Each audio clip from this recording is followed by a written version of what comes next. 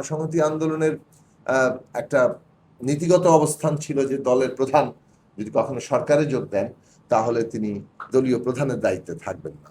তো সেই নীতিগত অবস্থানটা আমরা এখন বাস্তব রূপ দিচ্ছি যে আমরা যেহেতু দলীয় প্রধান হিসেবে আমি দায়িত্ব পালন করছিলাম এবং দলীয় প্রধানের দায়িত্ব পালনকালীন অবস্থা আমরা সরকারে যোগ দিয়েছি, এই দলীয় প্রধানের দায়িত্ব এটা আমরা ছেড়ে কিছুটা সাংগঠনিক প্রস্তুতি নিতে হয়েছে। আমরা আসলে কার্যত ইলেকশনের পরপরই এই নীতি কার্যকর করেছি, কিন্তু এটা ঘোষণা দিতে কিছুটা দেরি করেছি কারণ আমাদের নিজস্ব সাংগঠনিক কিছু প্রস্তুতির বিষয় ছিল।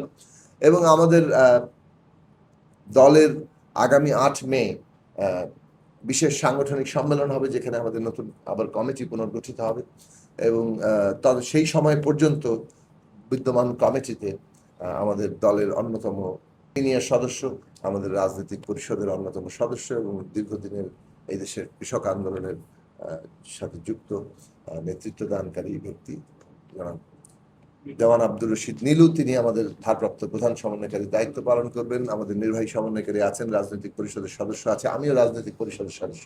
আসলে আমাদের গঠনতন্ত্র অনুযায়ী আমাদের সম্মেলন কেন্দ্রীয় কমিটি নির্বাচন করে, রাজনৈতিক পরিষদ নির্বাচন করে এবং তারপরে প্রধান সমন্বয়কারী এবং নির্বাহী সমন্বয়কারী নির্বাচন করে।